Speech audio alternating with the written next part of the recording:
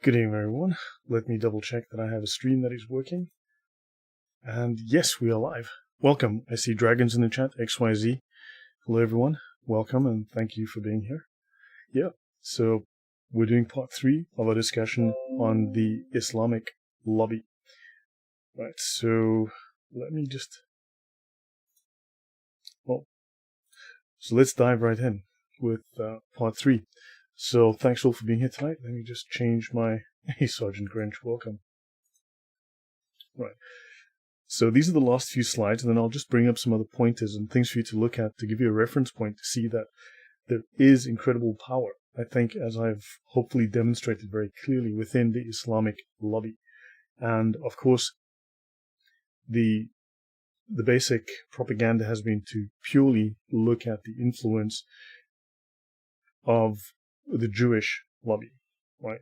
We have seen that the Jewish lobby actually spends far less money than does the Islamic lobby. And of course, the Jewish lobby, much of what is pointed at AIPAC is pointed out as an overwhelming influence that has a quote-unquote stranglehold on America.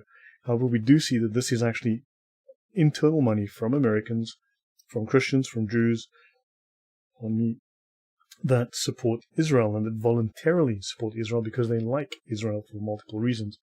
Welcome, Ben Yosef. Welcome, Sergeant Grinch. All right, so let's continue where we left off last time. Just go back a few slides to recap. Let's look at Wahhabi indoctrination in U.S. education.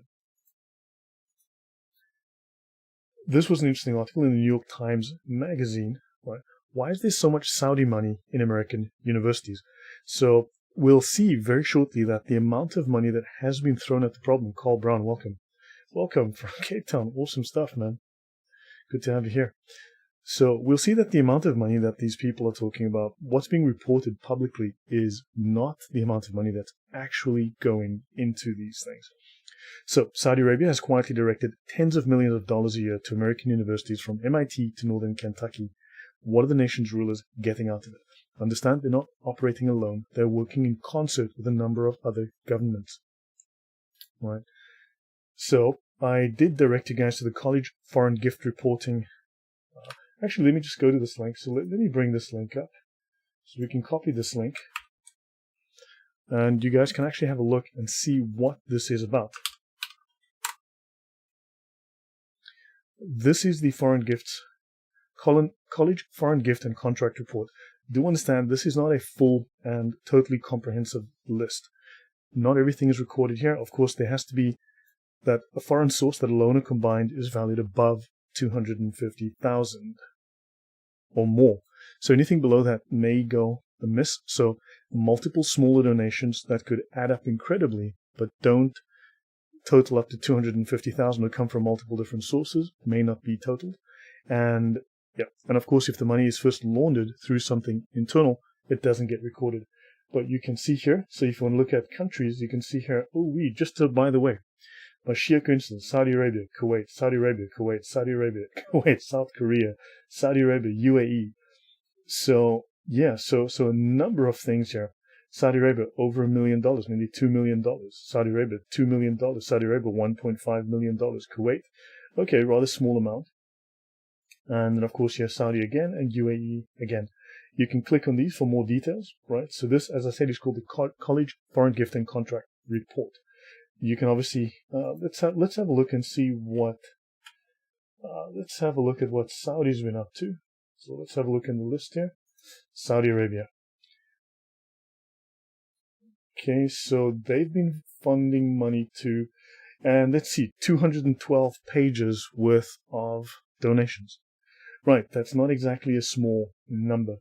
Those are hundreds, if not thousands, of donations in the millions, 5 million, 2 million, 1.5. You've seen that these are incredibly large numbers, over hundreds of donations.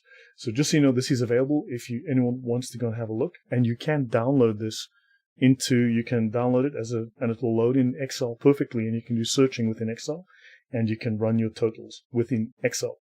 Okay, and you'll see that the numbers that I provided previously, these have been exceeded since then because these are updated numbers. You can see, unfortunately, the latest numbers are only till the end of June, so just before the beginning of July. You can see here, the 30th of the 6th, 2021. That seems to be the most recent data. Right? So this data is somewhat behind. Sergeant Grinch says, I need to start university. You're right. Yeah, you could make a lot of money. You could get lots of donations. And welcome, Chloe. Good to see you. Okay, guys, so that is that. Let's get back to this presentation. I did cover this before. Now, I have shown this in the past. Okay, these numbers are, again, slightly out of date. Okay, the total numbers now are much higher than they were then. But notice, as I said before, that you're looking at numbers that are at least, in terms of university dawa, in money spent on universities, at least 70 times more than what Israel spent. Israel's money tends to go towards medical education, medical research, and farming, right? Biotechnology. Whereas these others tend to focus their money on politics, education, getting some kind of influence. George Washington University will be relevant. Again, $100 million to George Washington. Look at this, Georgetown, $377 million funding from Muslim nations. What exactly are they getting out of this funding? If this is a bribe, what are they getting for this bribe? Israel donated to George Washington $507,000. Follow the money. Okay, let's continue. So, again, this goes back. We're looking at about 2 or 3 year old numbers here. This is Israel. This is Iraq, the UAE, Saudi Arabia, Qatar. These numbers are off the charts. Israel here on the bottom, you can see the sheer amount of money by these Islamic nations dwarfs. Absolutely dwarfs. Chloe Walker makes a very good point. Liberal universities, yes. And it seems the Islamic money is helping it, become more and more liberal. So yes, very good point. These are liberal universities. Right, I did end off last time on this article, Moral Hazard, in the New Republic. It's called The Life of a Liberal Muslim. I'm going to bring this up. We're not going to go through every word in the article, but it is certainly relevant. So this is the original article here in the New Republic, dated 2002. An interesting read. We're going to go through just some relevant things. So this is Khalid Abu al-Fadl. He is Egyptian, and he lives in San Fernando Valley, University of California.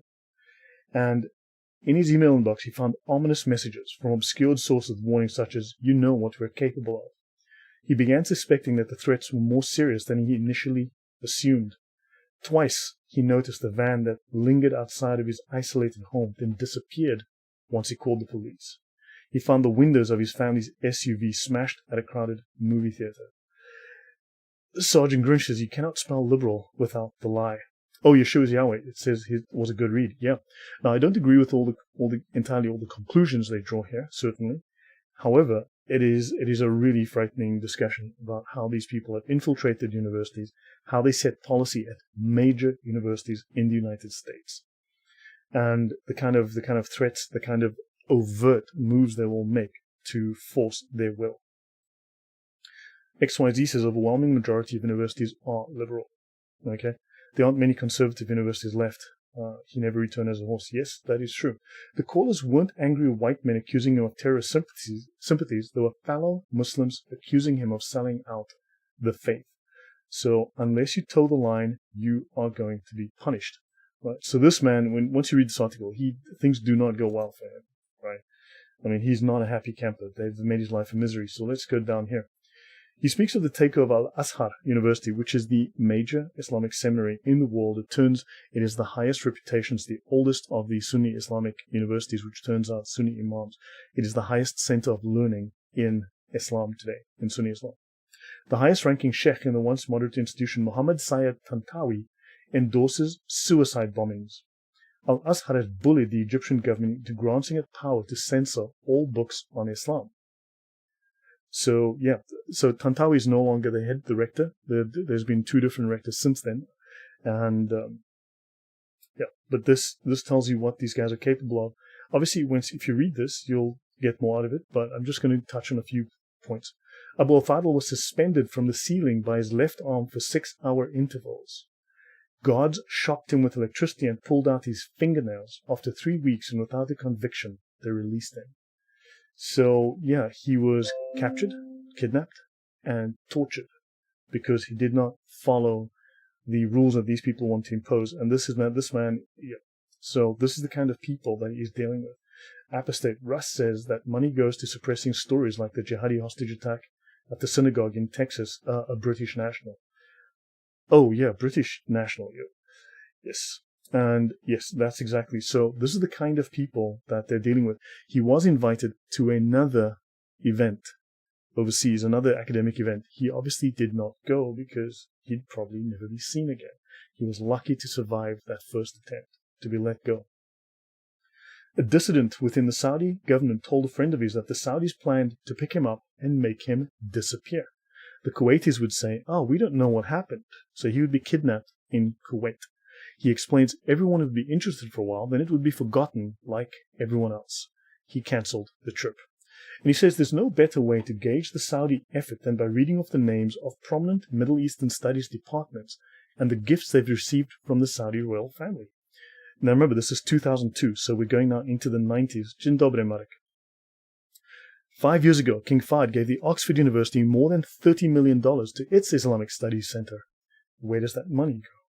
In 94, the University of Arkansas, that is, that'll be Bill Clinton, wouldn't it? His state, received a $20 million grant to begin the King Fahd program for Middle Eastern studies.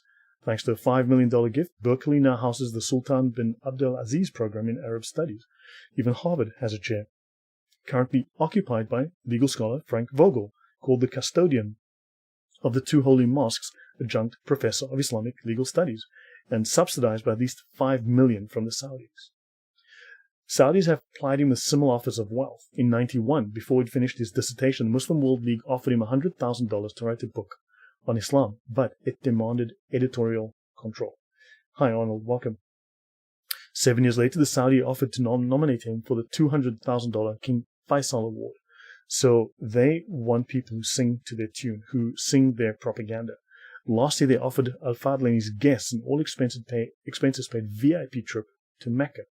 He's seen what Saudi patronage has done to the scholarship of his colleagues. Okay? He's seen what it's done to the scholarship of his colleagues. In other words, it has influenced what comes out of these universities. He calls Vogel's book on Saudi law, Islamic law, and legal systems, Studies of Saudi Arabia, an embarrassment. So the book is called Islamic Law and Legal Systems, Studies of Saudi Arabia. He calls this an embarrassment. Vogel says he has no qualms about accepting Saudi money. I saw it as something very much in the greater good of the Muslim world, and particularly of Saudi Arabia, because he was paid to do things for the benefit of Saudi Arabia. So he's a propagandist for the country. And I'll leave this at that, just to let you know that you're welcome to read this, and you would find that there are some very interesting facts that do pop out here. Things that we can learn about what the Saudis have been doing and the effect they've been achieving. So, to continue. Understand, the Saudis and the Islamic lobby wasn't always necessarily able to change your mind. So they've gone after your children. They've attacked the universities with literally billions of dollars. Let's continue. Let's talk about Sharia finance. Now again, remember these numbers are 2 to 3 years old. So these numbers are out of date. By now, they are much, much higher. Okay? So let's continue. Let's talk about Sharia finance. This is an industry worth 4 years ago, $3 trillion in the United States, I believe. So let's look at CNBC, Global Investing Hotspots. Hot trend in 2017, the rise of Islamic banks on Main Street, USA. Now, a black rock and a black stone, Aquarian riddle. That's actually a very interesting point that you make there. That is a very, very interesting point. Now, understand, everyone obviously, Hitler, being someone very prominent who accused the Jews of controlling global banking, right?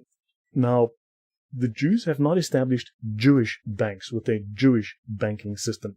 They've established banks, right? So it's just banks, as we know, banks. Now you've got these Saudis and others establishing specifically and explicitly Sharia-compliant Islamic banks. So now they're changing the banking system. They are injecting their own Islamic principles into the banking system to undermine the financial system as well, right? When I say as well, as I said, I don't buy into all the propaganda and all of the conspiracy theories that I've heard, with the Jews and this and that. I certainly don't buy into most of that. But This has gone unreported and undealt with. Rise of Islamic banks on Main Street. What are they doing? And it says here, okay, in the United States, a quiet financial revolution is going on under the radar of the public eye. It's the rise of Islamic financial institutions, ranging from small community banks in the Midwest that you've never heard of, to nationwide investment banks and brokerage firms. So Islamic banks fund terrorism, and this gained attention during the heated U.S. presidential season after both candidates were suspected of dealing with Islamic banks that fund terrorism. Investigations supposedly proved these claims false. It did put the spotlight on a fast-growing financial network. Washington, D.C. lobbying groups with close ties to Hillary Clinton were paid by a Bengali bank tied to terrorism. It was found that Donald Trump real estate organization rented office space to Bank Melli, an Iranian bank linked to terrorist groups, and Iran's nuclear program. Since 2000, Islamic banks have become a force to be reckoned with. Their capital grew from $200 billion in 2000 to nearly $3 trillion in 2016. They expected $4 trillion in the 2020s. So these are not, again, listening to the propaganda, these are not poor goat herders living in caves.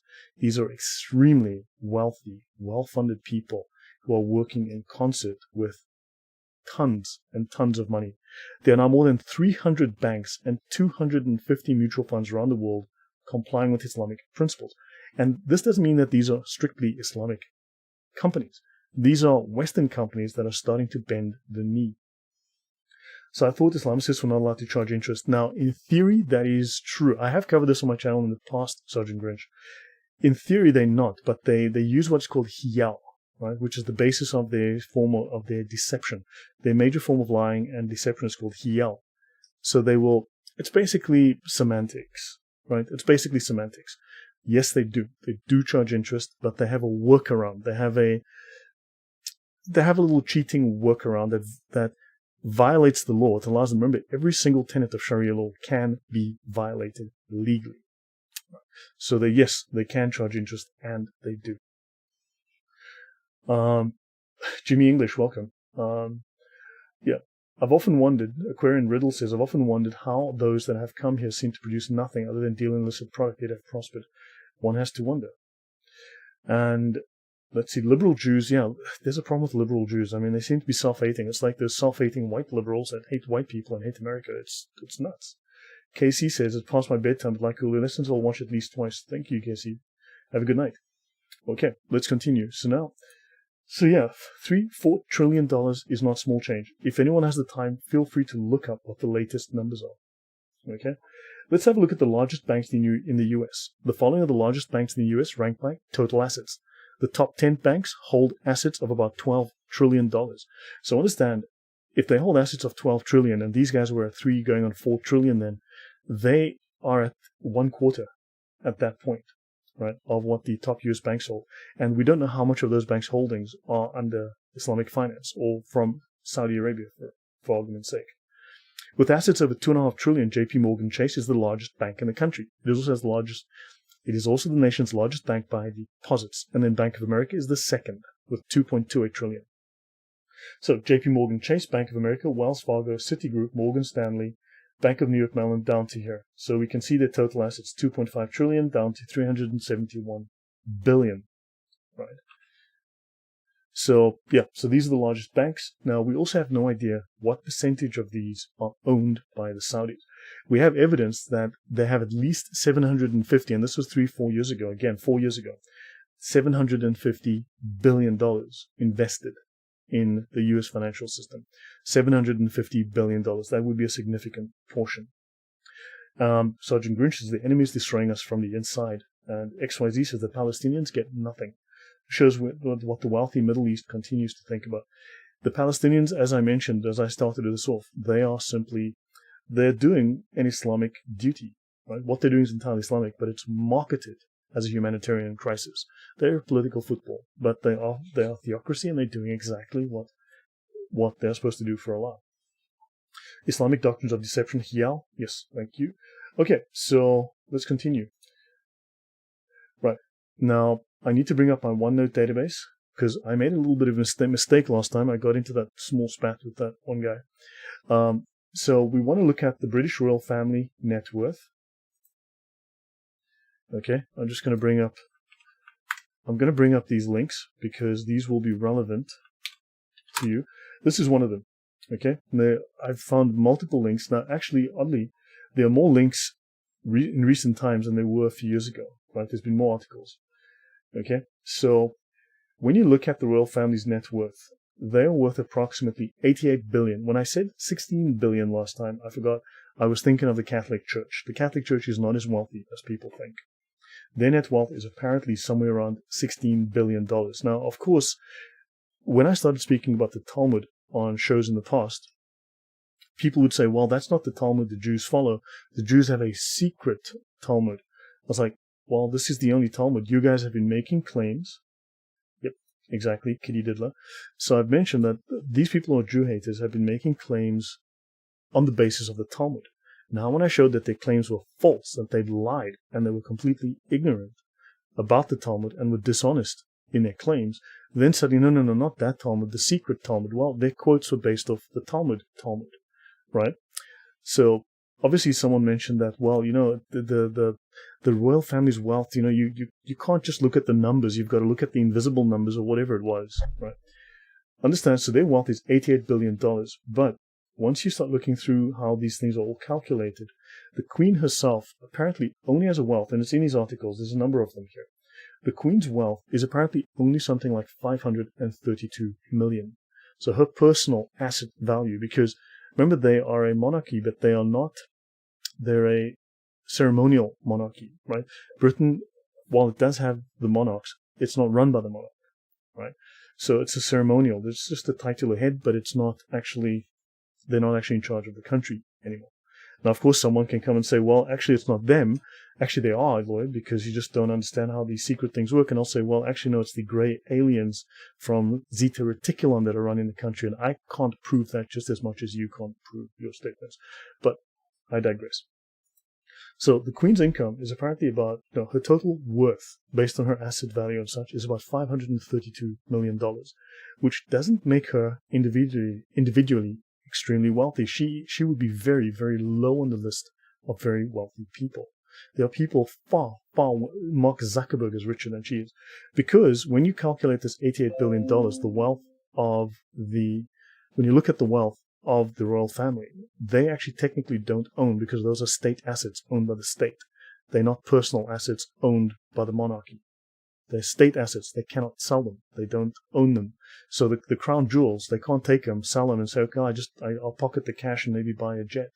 They cannot do that. So there's things around the money that once you look at it, that's actually not as clear cut as people try to make out. XYZ says, interesting, many local bank managers in US in my area have Middle East heritage. Yep, so they're moving into the banks, aren't they? And Palestine gets lots of money from all the world, and Israel itself, and all the money is in the hands of Hamas, yes, and Hezbollah, who are a theocracy. Ishaq Ibrahim says, or Ishaq, I'm having a feeling that the Islamic political lobby discovers Lloyd de Jong channel, they will try to buy the channel for millions of dollars. Oh, man.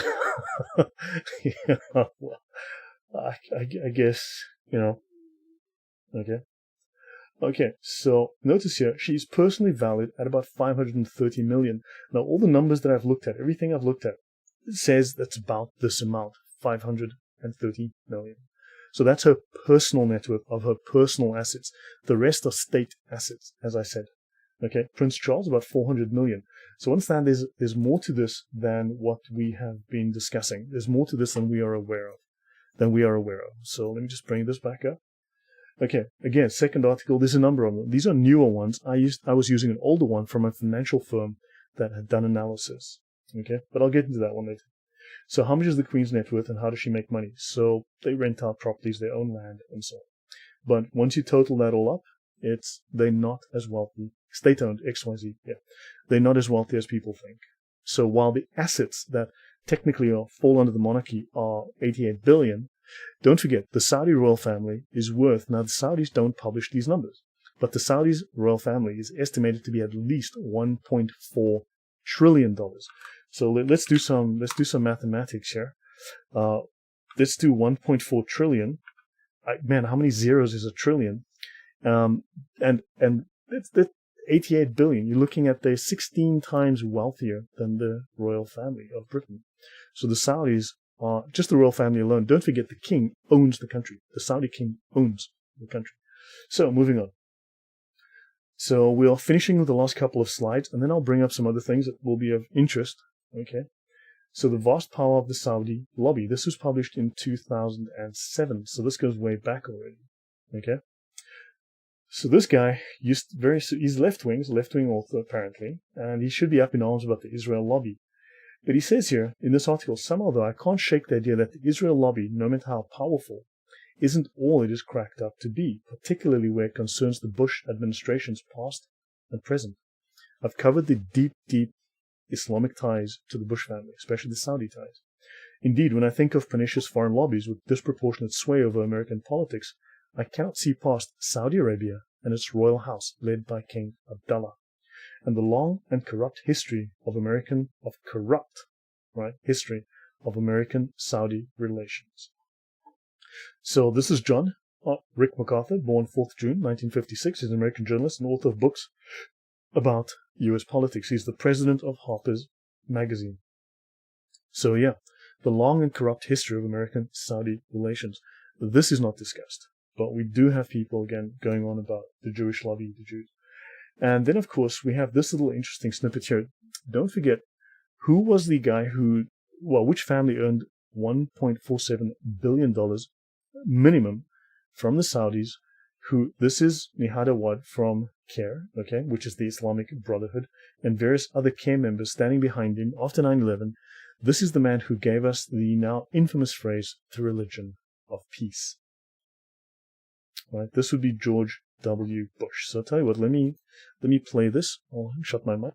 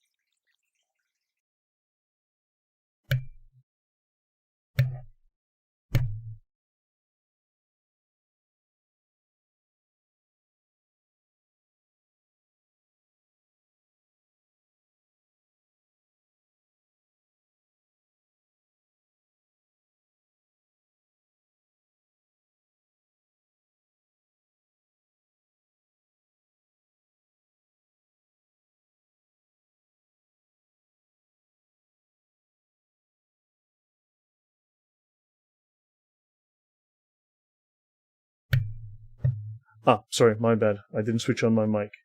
Okay, no, my bad. I didn't switch on my microphone. My bad. Sorry, guys. Okay, yeah. For some reason, the audio is not coming through. I have no idea why, but it should be coming through. But watch the text on the bottom. The face of terror is not the true faith of Islam. That's not what Islam is all about. Islam is peace. He says the true face of, Islam is peace. Right? Let me try again. I'll try and play this. I'm absolutely not, I have no idea why it's not playing. It should be playing. When we think of Islam, we think of a faith that brings comfort to 1 billion people. America counts millions of Muslims amongst our citizens. The face of terror is not the true faith of Islam.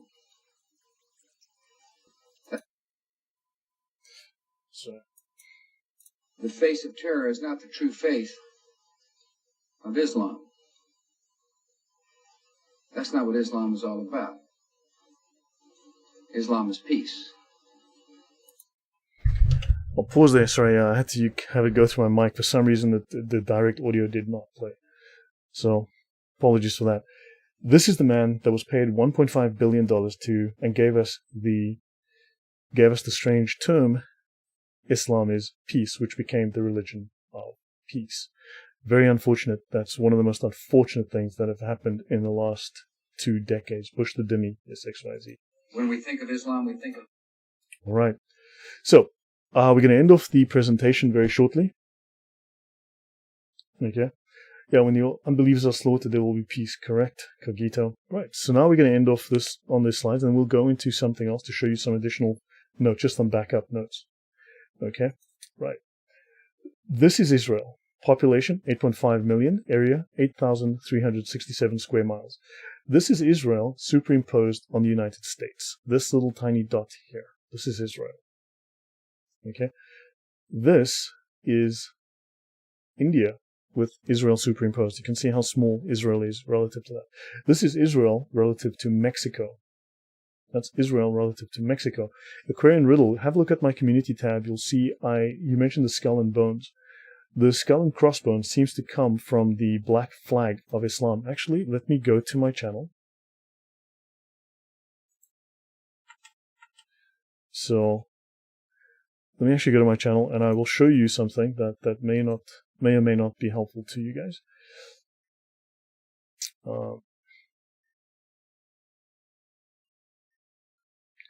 So you might remember that a few weeks ago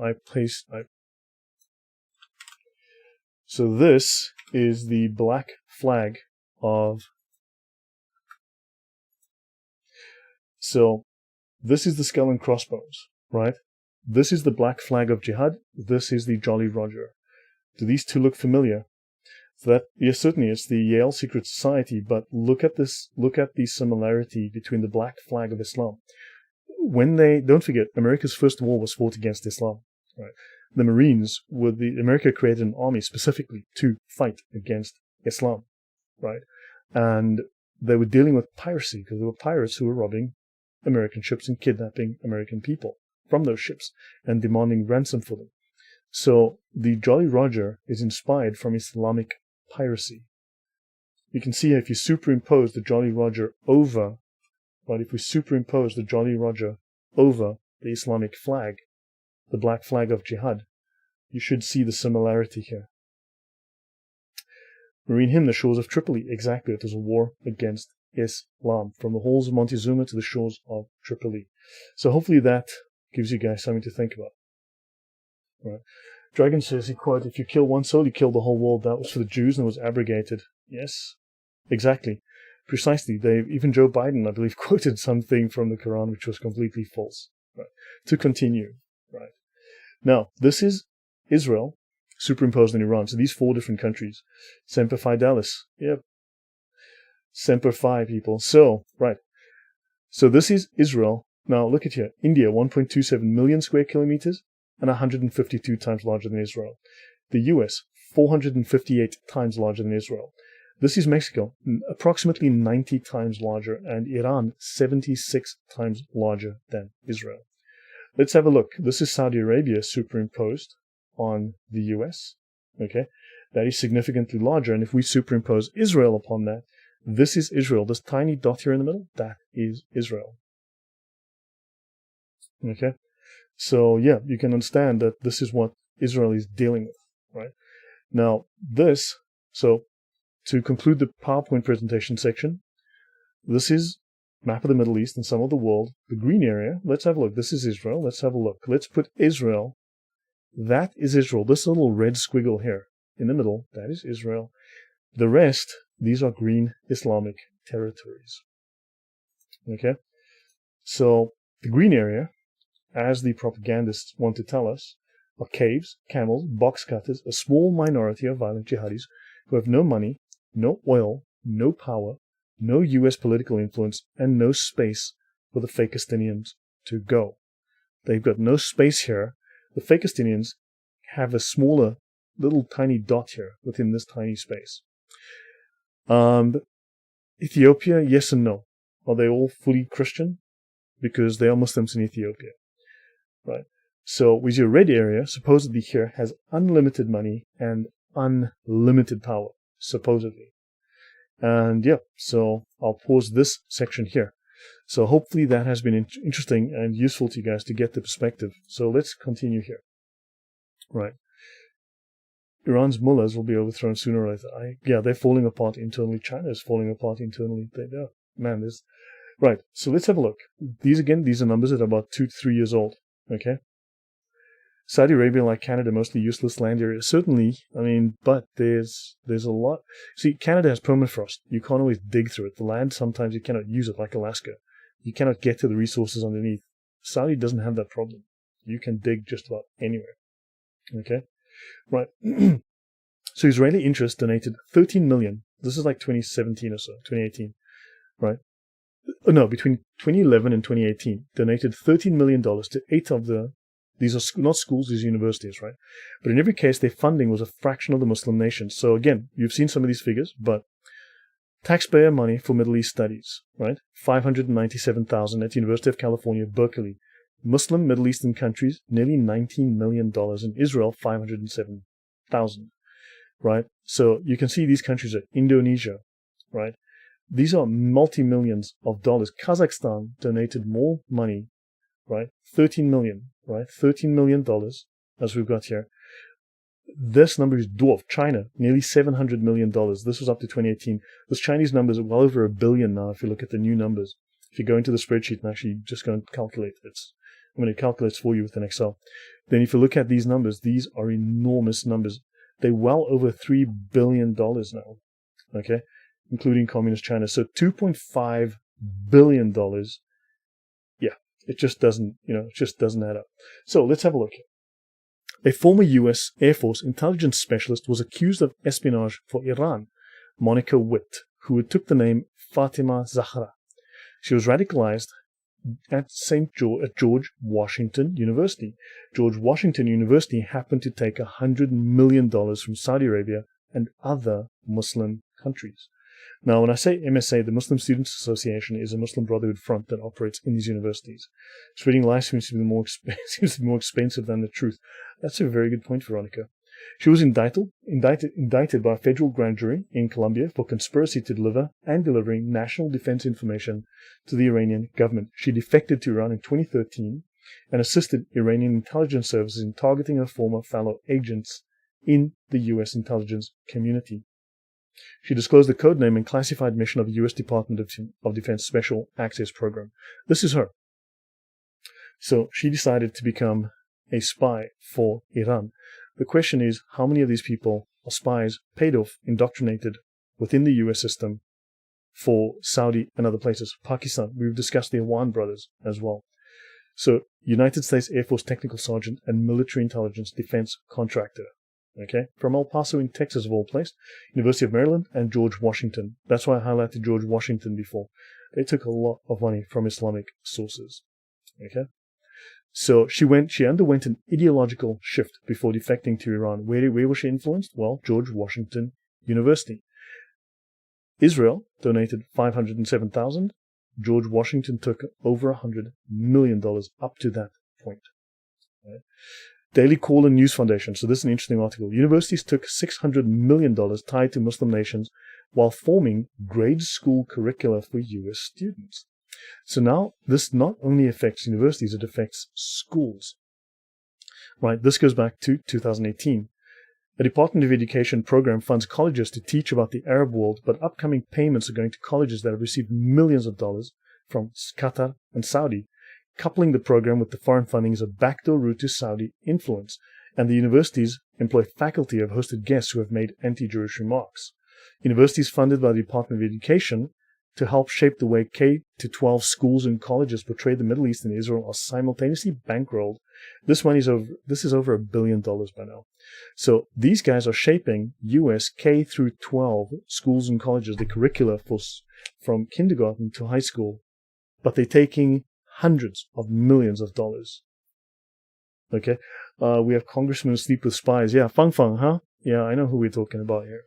So, one critic called the payments a backdoor route to Saudi's influence over America's K-12 curriculum. So understand, you've got evidence here that needs to be investigated. Saudi has influence over the declining educational standards in U.S. schools from kindergarten through to university. So the money has funded anti-Americanism and anti-Semitism in U.S. higher education. Okay, and some of the universities, blah, blah. Okay, we've covered that already. Now, they mentioned here the Department of Education has allocated nearly $7.5 million to 16 universities for Middle East studies and outreach. Call this propaganda. It's dawah. 12 of those have recently received money affiliated with Muslim-majority nations, and in each case that money dwarfed the U.S. funding. So the U.S. Department of Education gives $7.5 million divided across 16 universities. Let's call it $500,000 each, right? And yet these universities are getting up to $400 million. So I can't wait to see the fight between the gay lobby and the adults. That's going to be entertaining. Okay, so the nations, including blah blah, incorporate Islam or Sharia in their government or had an overwhelmingly Muslim population. Turkey, Lebanon excluded. Lebanon is Islamic for all intents and purposes. I've been to Lebanon many times. Lebanon is Islamic. Since Islam only holds a small majority, that doesn't matter. They control the government by de facto. I mean, technically it's a Christian government, but never mind. Okay, so yeah, I've been there. According to the CIA's World Factbook, I've been there a few times. Right.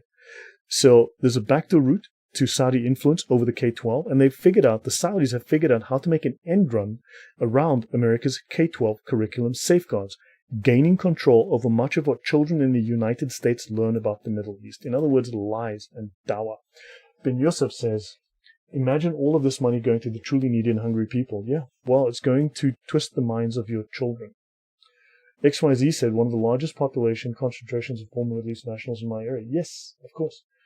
And the Muslim nations awarded $603 million to the 12 universities.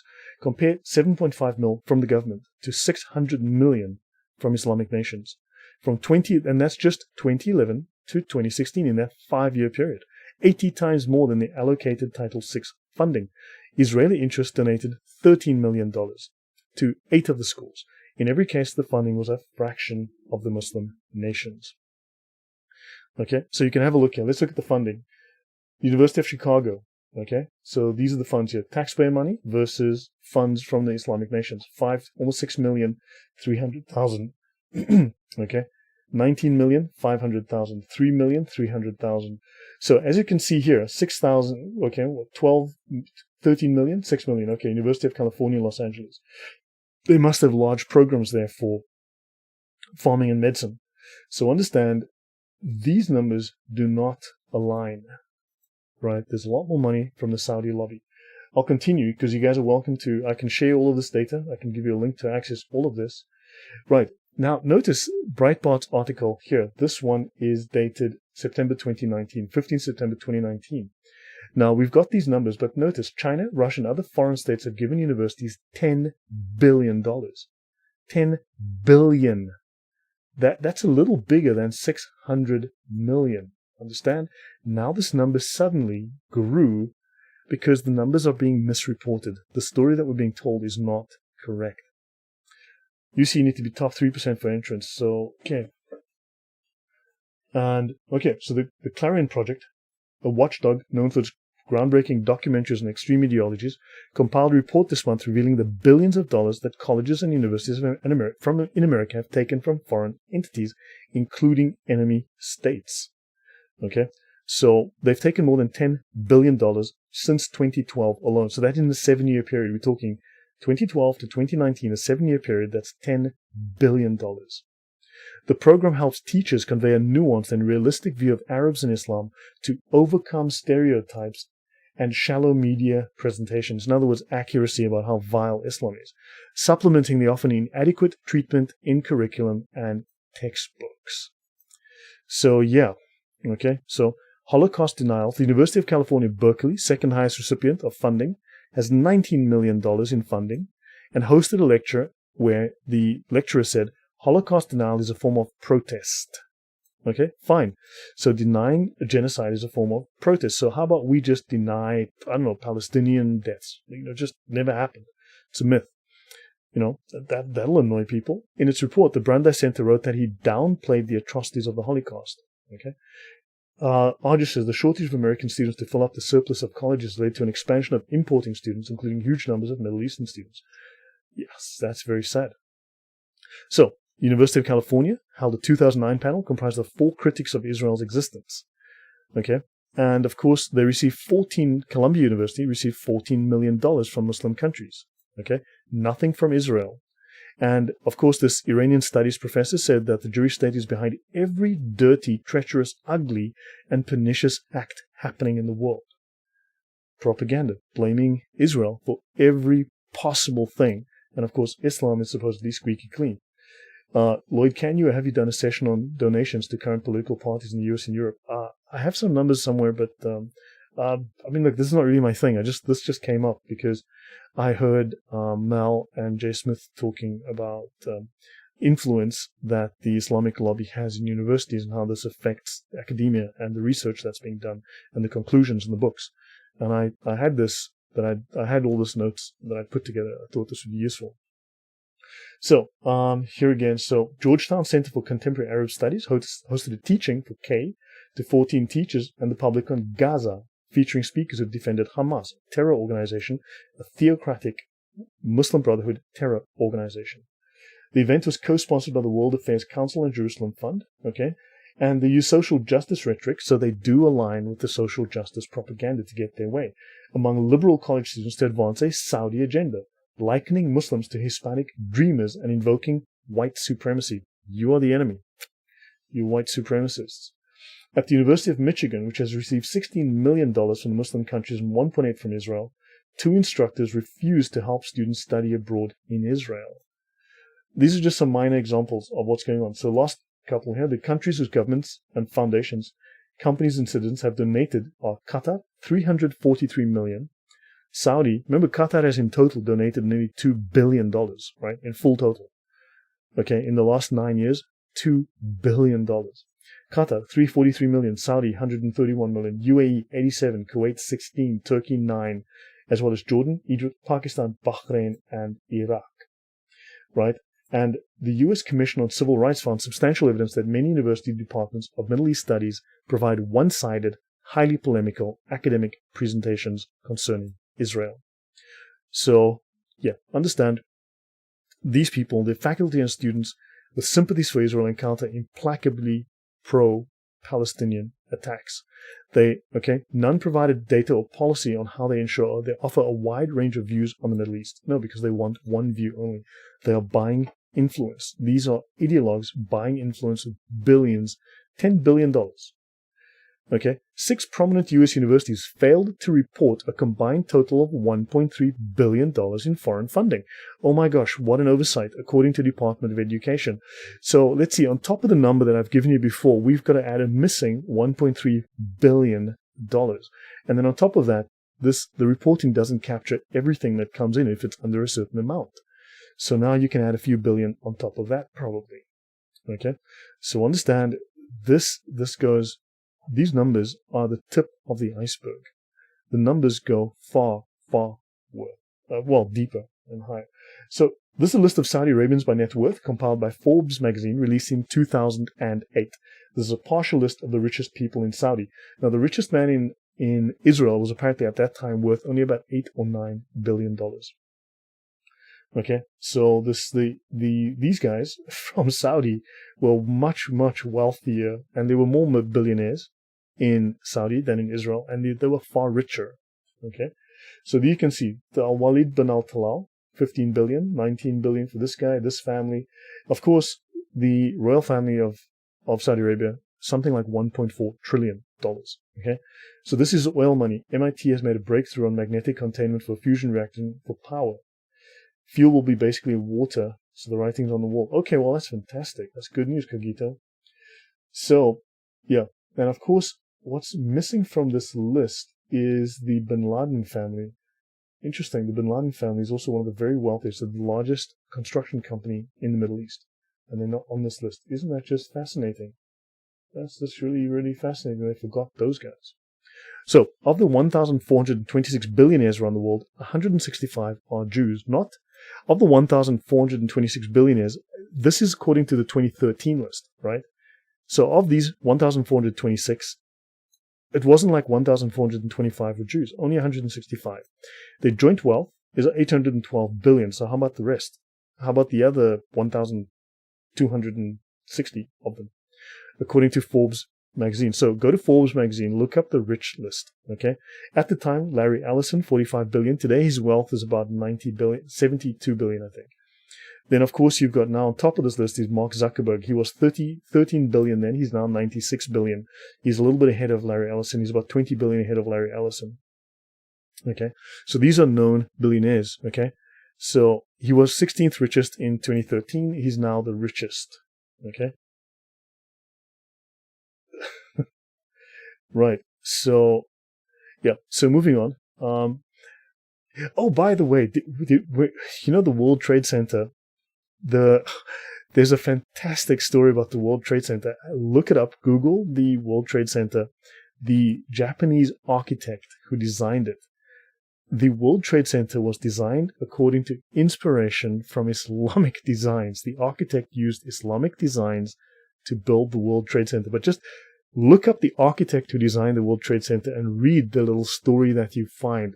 If it doesn't leave you scratching your head, I don't know what will, because, man, all the Islamic connections to the World Trade Center through this architect, it's insane. It is insane. Okay? So the World Trade Center was designed. So the plaza in front had a fountain. The fountain was modeled on the Kaaba and of the Grand Mosque in Saudi Arabia, in Mecca. Okay, so the two towers. Remember, if you go to the Kaaba, you've got the twin minarets at the back. Then you've got the Kaaba, and then you've got the Zamzam well next to it. Right. So there was a fountain, and there was some kind of design in the plaza in front, which represented, according to the Japanese architect, the Kaaba, the well, and the twin towers was the twin minarets in Mecca. So he designed the twin towers after the Kaaba in Mecca, apparently. That was part of his inspiration for this. Just go read up on it. It is insane. It's nuts when you go read about it. 2019 sees 2,153 billionaires. Okay, 2019. US 609, China 324, Israel has 21, Saudi does not appear. Okay, Saudi does not appear. So the number of billionaires, so the Saudis hide that data. They keep that data quiet. Okay, Saudi owns now, I'll start winding down here. So Saudi owns $117 billion of US debt. Now it's interesting that obviously they own some debt, which means they have some say over the economy. But of course what happens is, okay, so the Cayman Islands, a country of less than 60,000 people, owned $265 billion of US treasuries. So this gives them some financial input over US policy. Understand that they own some debt here, which means they can put a bit of a squeeze on the US. If they threaten to sell, right, they can crash the economy, they can crash the stock markets, right?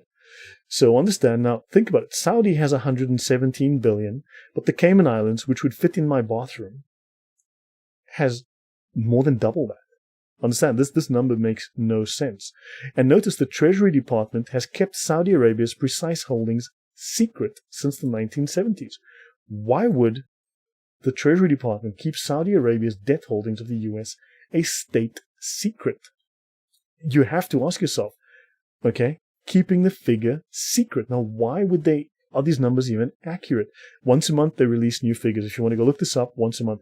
XYZ says Yamasaki replicated the plan of Mecca's courtyard by creating a vast delineated square capped by two enormous perfectly square towers, the minarets. There you go. Man, I did a show on it some time ago. I spoke about it. I can't remember all the details offhand. I showed the slides and everything. It's insane how the Twin Towers was this replica of the mosque in Mecca. It's insane. So yeah, there's questions about that architect, and there are questions about some of his previous designs. Go back to his history, some of the previous designs, the things this guy did, and it's just a number of questions. So Sergeant Grinch's military academy graduates earn their bullshit. BS. To become a lieutenant colonel, you must have a master's. To get your star, you must have a PhD. You must have a PhD. PhD is often Latin. PhD is Latin for piled high and deep. Okay, so now Saudi Arabia could be taking a page out of China's playbook. Many analysts believe China owns US debt through custodial accounts in Belgium, a tiny country that listed owning over $154 billion of US treasuries. So they think Saudi Arabia owns even more US debt than what was revealed on Monday, because Saudi Arabia's central bank listed owning $587 billion of foreign reserves. So typically central banks park the majority of their foreign reserves in US treasuries. In other words, the numbers don't add up. Someone's lying about the numbers. Now, what's interesting, when Trump came into power, there was a spat. He didn't like the Saudis. He put the squeeze on them. and they threatened to sell in the US, right? This is not treasuries. They threatened to sell $750 billion worth of treasuries and tank the US economy. If they've got $116 billion in the country, right, total, how is it they've got $750 billion that they can use to tank the economy? Somebody's lying about the numbers. So Saudi did not buy the USA, and we know they will run out of oil eventually. That's unlikely. Eventually now Saudis are wearing bikinis and driving Muslim parties too. I've been to Saudi a few times. It's a miserable place. So Saudi Arabia threatened to sell off American assets if Congress passed a bill that would allow 9/11 victims to sue foreign governments. A Saudi source at the time told CNN Money that the kingdom was serious about this threat. That amount was $750 billion. And the bin Laden family, who didn't appear on the list, they over $7 billion. And they tower over the Middle East construction business. And of course, here's Bill Gates with Prince Al-Walid bin Talal. Okay, so, and he owns chunks of Citigroup, Apple, News Corp, which publishes this website. And he used to be $28 billion, but he lost $12 billion. Right, so now, as the World Trade Center burned, Shafiq, brother of Osama bin Laden and former president, okay, so the news interrupted a Carlisle business conference at the Ritz-Carlton attended by Shafiq bin Laden, brother of Osama bin Laden. Former President Bush and a fellow investor had been with him at the conference the previous day. In the immediate aftermath of the attacks, when no one was allowed in or out of the United States, the bin Laden family were allowed to leave. So understand, on the day that Osama bin Laden's men attacked America, Shafiq bin Laden was at an investment conference in Washington, D.C., along with two people who are close to President George Bush, his father, the first President Bush, and James Baker, the Secretary of State. When no one was being allowed, so we know all that stuff. So understand, these people have incredible amounts of clout. They have pull, they have influence. So yeah, I've got a few things I might want to mention here, but okay, this is Brand Finance did an analysis of the net worth of the Royal Kingdom, or the Royal Family of Britain. Okay, so the House of Saud said here to be worth $1.4 trillion. That's 16 times the British royal family's net worth. Right? And don't forget, they have an investment fund of well over $1 trillion as well. Rise of Islamic banks on Main Street, USA. Okay. This guy, Saudi billionaire and chairman of Al Raji Bank. Well, yeah, he looks very much like he's a Wahhabist. So Islamic finance and anti-money laundering and financial terrorism. Yeah. So understand, there's a ton of stuff. Universities on the foreign payroll. There's so much information that one can uncover. And they all flew away. Yes, they did. Yeah, PhD for piled high and deep. Didn't you know that? So guys, understand there's a lot going on that we don't know about the money. So if someone wants to take the time to follow the money, to go through this, you'll find at least some figures, right? They may not be entirely accurate, but at least you'll have something. So hopefully we've put paid to the rumors about the Jewish lobby, and we've seen now the extensive, deep, powerful influence in almost every sphere from finance. These guys are getting into finance. They control the curriculum from kindergarten to university, from kindergarten through high school, through primary school. Understand, they are influencing the design of the U.S. curriculum. You need to be terrified about that. And everyone's focused on them Jews. I think people need to take some time and take stock and think about the Muslim Brotherhood, think about what the Saudis are doing, and think about what Sharia law is doing, and think about Islam. They are coming, they are spending billions of dollars. How much of that $10 billion is theirs? So, yeah. So, guys, I think we can end this one here, unless anyone has any questions. Saudis are returning our money when they purchase military equipment. Certainly, but I guess, but then so does Israel. Everyone moans about Israel getting money. Kagito, so, okay, thank you for His Extreme and teaching. You guys are welcome, thank you. I hope, to read all this, it's a lot of work to go through this. So, guys, hopefully this has taught you something, and hopefully I've put now to bed a lot of the rumors. You've seen some numbers, and these numbers can all be updated. The latest numbers are even more in favor of all of these Arab countries. They've spent even more under Trump because Trump was giving them a hard time, so they were forced to spend more money for more influence. Actually, there's actually more. There's there's other numbers I have as well where you can see just how these guys are busy phoning. Actually, let me go here. Right, Saudi Arabia. Okay, so we've got that, but we know the number is much more. Okay, and we know about this. Okay, so 116 billion. What we know that number is probably, but the kingdom reportedly threatened to sell up to $750 billion in treasuries. So if they've only got 116 billion in the country, where does that 750 billion come from? Right, how the kingdom wins, the Saudi lobby, how the kingdom wins in Washington, Center for International Policy. They speak here of what the Saudis do, who they contact, how they run their money, who is getting their lobbying money, who they are lobbying to, who they are trying to get hold of.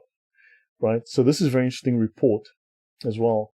And just so you know, that's Trump on top there with the Saudi king on the picture. So contacts made, Podesta Group. These guys are still active.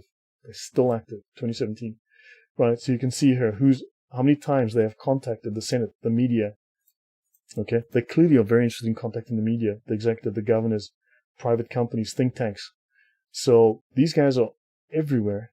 Okay, top 10 congressional officers contacted by Saudi lobbyists. Lindsey Graham, so obviously clearly want his interest. I mean, they want his attention. Of course, you get this guy who was Tim Kaine, who was Hillary's running mate. Okay, so yeah, top 10 media organizations contacted by Saudi foreign agents: PBS Frontline, Wall Street Journals, Reuters, New York Times, CNN, Washington Post, Fox, Political, Foreign Policy, and The Hill in that order. And then political contributions, you can see the numbers here. So this is a very interesting report. I'll go back to the top so you can see it. Foreign Influence Transparency Initiative by Ben Freeman, the Saudi lobby, how the kingdom wins in Washington. Might be worth a look. Sharia banking in the US. I forgot. Let me cover this. It's okay. The FBI are watching citizens at school board meetings. Exactly. They're watching your mom. That's what the FBI is doing. What I find ironic is that YouTube regularly posts Islamic charity ads and videos exposing Islam. I know. It's crazy. I hear that a lot. So let's have a look. In the last 5 years, we've seen more Islamic banks in the US offering a wide range of financial services and having developed techniques to provide financing while staying true to Sharia principles. There are a few fully operational Islamic banks which offer halal finance products such as blah, blah, blah, blah, and blah, blah, right? And there are foreign financial institutions may offer US-approved Islamic banking products. So now they've got approval for Islamic banking products. Right, guys, so there's a list of Islamic banks in the USA. Now, there are no Jewish banks in the USA. There are no Protestant banks in the USA. There are no Catholic banks in the USA, but there are Islamic banks in the USA. Hopefully that sounds wrong to you, okay? The Bank of Whittier. Now that's interesting. List of Islamic banks. As you can see here, the Bank of Whittier, it sounds very English. Doesn't sound Islamic to me at all. American Finance House. Yeah, that's the MSI Financial Services. These are Islamic banks. Dubai Islamic Bank, Standard Chartered Islamic Banking, and JP. Oh my golly, does this say Islamic banks? JP Morgan? I thought they were Jewish. Okay, fine. Understand there are things going on here that, we need to question. Okay, so these guys, okay. Big and small investors are increasingly dipping their toes in the world of Sharia-compliant financing, a sector that has grown to more than $1.6 trillion in assets worldwide over the past 3 decades. It's now 3-4 trillion. It's one that analysts see as having the potential for even greater growth as the Muslim population grows in the US and Europe. Luxembourg issued a $254 million Islamic bond. Hong Kong completed its first sale of Islamic debt, raising $1 billion. Then Britain, in June, became the first Western nation, an Arabic word that means certificates. So, yeah, this is not Jewish banking. This is Islamic banking. Yes, Jimmy English, the UK even has Sharia courts on street corners, yeah. Goldman Sachs and HSBC are among Western financial service behemoths that have introduced Islamic banking. And in the US, for the last decades, a number of banks have been arranging for mortgages and auto loans for their Muslim clients that are permissible under Islamic law. You'd think if they were so heavily Jewishly controlled banks, they wouldn't be doing this, but somehow they seem very pro-Islamic, right? How are these banks different? These are under the Sharia, DW. These are Sharia-compliant banks. These are Islamic banks. They operate according to Islamic principles. They run your finances on the Islamic law, okay? There are unofficial Islamic banks operating in the US as well, says RJ. And let's see, outside the US, Sharia finance is making huge strides from London to Kuala Lumpur. Assets held by Islamic banks continue to grow by more than 15% per year, and analysts predict the potential size of Islamic financial markets could reach several trillion dollars in a matter of years, according to a Council of Foreign Relations report on Islamic finance published this year. So yeah, there's more here about the Bushes, about the Bush connections. If you look at this article, 10 Bush-Bin Laden connections that raised a few eyebrows. You're welcome to look at this on your own time. Jim Barth. CIA asset. Around the same time when the CIA was under the direction of Bush Sr., he had connections to all of the Middle Eastern businessmen looking for opportunities, including Saudi Arabia. Tight connections. So guys, I'll end here for sure. JP Morgan Islamic Bank. Interesting, yeah, maybe we want to look at what kind of Islamic banking products JP Morgan is into these days, right? So maybe the whole Jewish narrative is false. Maybe the whole Jewish narrative needs to be looked at with a raised eyebrow and a bag of salt. Carl Brown says, and those Islamic banks will only lend to Muslims, will only finance Muslim projects and businesses. Anything that's pro-Islamic, they will do. Ishaq Ibrahim says, what do you think will happen if the US sees Saudi money before they sell the US investments? Who knows? I mean, there'll be a financial war on with the rest of the Islamic world. There's a lot more money than probably we're aware of. And yeah, who knows? It's going to be, I mean, these guys are, but then again, if you're going to have to fight this war, because these people are fighting a war, you're going to have to take some damage. You know, to win, you're going to have to take some damage. RJ says those Hawala banks are ways to transfer money overseas, and there's dark money and terror associated with them. Of course there is. So guys, I'll end here. You guys are welcome to look through these articles for yourselves. The Jewish narrative is Islamic. Jimmy English says, yes, of course, it's Islamic propaganda. I mean, it's the same story Hitler told. It's the story the KGB told. It's the story that the Muslim Brotherhood and all these terror organizations from these Islamic terror organizations tell.